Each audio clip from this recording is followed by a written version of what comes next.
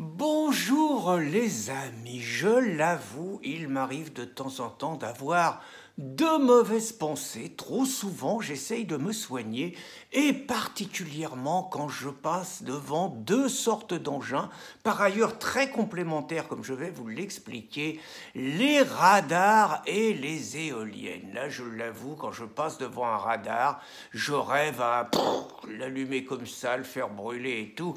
Et quand je passe devant une éolienne, je suis même prêt à pardonner aux Roms de se livrer à leur trafic et de raser l'éolienne, de le piquer, je leur laisse le free. Bref, je rêve de ne plus voir ces deux engins et j'ai eu la chance à 24 heures d'intervalle de voir deux amis, Franck Buller et Éric Zemmour, qui ont développé beaucoup mieux que je ne le ferais les raisons pour lesquelles il faut s'opposer à ces deux engins mortifères et pour lesquels il faut démontrer que c'est une imposture au nom de l'écologie, au nom de la sécurité, au nom du sauver des vies. Alors Franck, dans sa vidéo, venait de la faire début 2020 et il venait d'apprendre que l'année 2019 avait été exceptionnellement basse en termes de nombre de morts.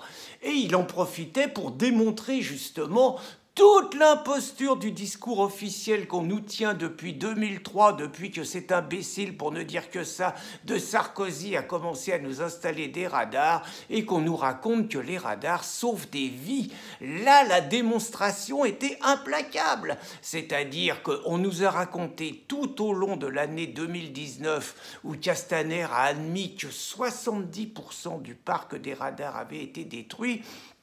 On nous a donc raconté tout au long de l'année que ces salopards de gilets jaunes, populistes, racistes, xénophobes, sexistes, Front National, etc., donc allaient avoir sur les mains le sang de toutes les victimes des accidents de la route que n'allait pas manquer d'engendrer la destruction de ces si sympathiques radars. Donc tout était préparé pour la propagande d'Astafel et tout, et manque de chance, 2019, les chiffres tombent, 3300 morts seulement, le plus bas chiffre de l'histoire, je crois, à une exception près. Toute l'idéologie de l'indispensabilité des radars s'effondrait. Heureusement, ils sont pas bêtes, ceux qui nous dirigent. Ils ont trouvé l'explication. C'est grâce à Édouard Philippe et ses 80 km/h. C'est grâce à lui, malgré la destruction du parc routier, que du parc des radars, qu'on a réussi un chiffre comme ça. C'est la preuve qu'Édouard Philippe, il avait raison.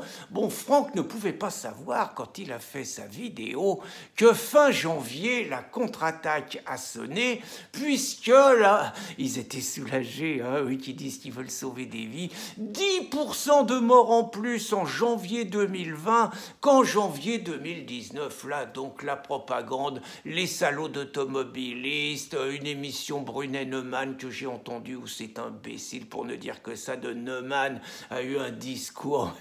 Il aurait été là, j'y en aurais collé une, je crois, un discours genre tous les automobilistes sont des psychopathes, des assassins en puissance, des alcooliques, des toxicos, il faut plus de répression, puis après tout, pourquoi ils prennent leur bagnole? C'est vrai, lui, il a les moyens, il vit à Paris, hein.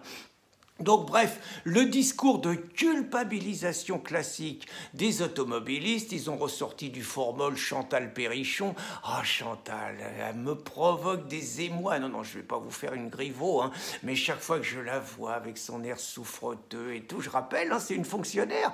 Elle a jamais perdu quelqu'un de sa famille. Elle est membre de la Ligue contre la violence routière, mais elle a jamais perdu quelqu'un de sa famille. C'est vraiment l'escroquerie dans toute sa splendeur. Donc ça y est, c'était reparti. Il fallait encore limiter la vitesse, il fallait accroître la répression, il fallait augmenter le prix de l'essence, il fallait dissuader ces salopards d'automobilistes. Et ben moi, je suis la caricature de ces salopards d'automobilistes. Je conduis, je fais à peu près 40 à 50 000 km par an. Hein, et ouais, c'est beaucoup, je sais, je pollue, c'est pas bien. Surtout que j'ai du diesel et que j'ai des vieilles bagnoles et que j'emmerde ceux qui veulent me coller des voitures électriques. Eh ben, je vais vous dire, depuis 40 ans, je n'ai pas causé un seul accident. Je n'ai créé de tort à personne. Et pourtant, je peux vous dire que je suis un bon client de ces saloperies de radar parce que j'aurais tendance, j'ai pas des limitateurs de vitesse automatiques et tout. Et de temps en temps, je discute, je vais passer à 55 à l'heure. Quand il faut passer à 50, et c'est un point dans les trous de nez. J'ai fait des stages, j'ai vu tous les mecs, des livreurs, des représentants, des mecs qui font de la route, et c'est eux qui se prennent toute la répression dans les trous de nez, et surtout pas les bobos parisiens qui prennent le métro, qui prennent le métro jamais, qui prennent le taxi, qui prennent leur vélo et tout, et qui nous imposent un mode de vie qu'ils n'ont pas à subir. Donc réellement, moi, je finirai sur les radars à la fin de mon intervention. Le jour où il n'y aura plus un radar, je vous promets que ça va sortir les bouteilles. Deuxième dossier, les éoliennes. Et donc hier, il y avait un débat entre Éric Zemmour et la secrétaire d'État à la transition écologique. Et ouais, il faut une transition, puis il faut qu'elle soit écologique. Emmanuelle Wargon, par ailleurs prototype de la nana des grandes écoles, mais pas désagréable dans le débat, respectueuse d'Éric Zemmour, ne l'interrompt jamais, et la réciproque était vrai, un débat très agréable. Bon, les éoliennes, c'est pareil, hein. Moi, je vous avoue, je supporte peu. C'est comme les radars, tous les ans, il y en a plus. Vous êtes au volant de votre bagnole, mais vous voyez des éoliennes partout. Il n'y a plus un endroit où vous ne voyez pas une éolienne. Et très franchement, et Zemmour l'a dit magnifiquement avec ses mots, mais ces salopards sont en train de défigurer notre France avec ces magnifiques paysages et tout. Ils foutent tout en l'air. Tous nos paysages sont détruits en bord de forêt, en bord des routes, en bord de mer. Moi, je vais souvent boire un petit café juste en bord de mer et tout. Vous voyez en face 6 éoliennes et ces saloperies-là. Alors en plus, c'est une imposture écologique. C'est-à-dire que ce truc-là ne fournisse que 4% du courant. 4% du courant, on a besoin du nucléaire, on pourrait se passer des éoliennes, ces salopards sont en train de foutre en l'air notre centrale, notre filière nucléaire qui faisait partie de notre patrimoine, de notre richesse industrielle. Ça fait 45 ans que ces écolos à la godille, ces nuisibles, ces dangers publics nous foutent en l'air cette filière en expliquant une catastrophe qui ne vient jamais. Après Tchernobyl, ça allait nous arriver en France. Après le Japon, ça allait nous arriver en France. Comme si on avait que des blaireaux dans nos techniciens et tout. Le nucléaire, c'est des emplois avec un bon statut. Tout simplement parce qu'il y a un bon syndicat, c'est EDF, ça n'a pas que des avantages, mais au moins les travailleurs sont pas trop maltraités et tout. Ça nous permettait d'avoir le prix du kilowattheure le plus bas d'Europe. Bien évidemment, c'est dangereux, nuisible, j'allais dire encore un gros mot, j'essaye de me calmer.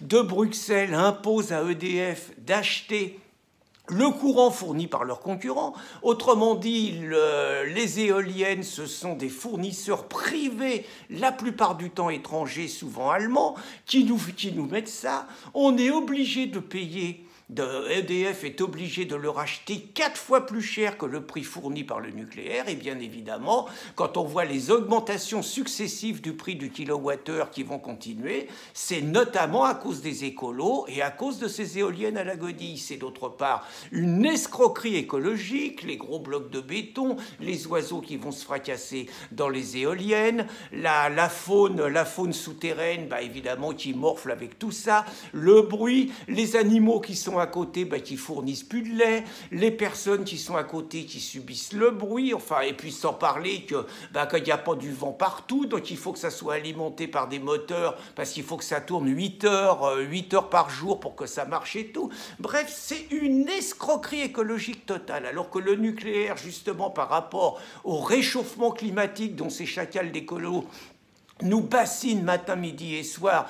Désolé, mais le nucléaire, c'est justement celui qui émet pas de CO2. Et je rappelle que grâce aux écolos allemands, on a fermé les centrales nucléaires. Résultat, on a des centrales à charbon. Et là, les écolos, ils la mettent dans le placard. Donc, les radars comme les éoliennes, c'est l'idéologie des fous furieux écolos contre les automobilistes, contre les Français, contre notre mode de vie et tout, qui d'autre part a quand même des avantages, c'est que ça sert à nous piquer plus de fric, c'est-à-dire que les radars, ça pompe les automobilistes, le nucléaire, ça pompe les Français, tout ça au service des idéologues écolos. Alors je rappelle que le seul courant politique qui réellement dit quelque chose contre les radars, peut-être pas assez fort parce qu'il y a d'autres choses, et contre les éoliennes, c'est le Rassemblement national et Nicolas Dupont-Aignan.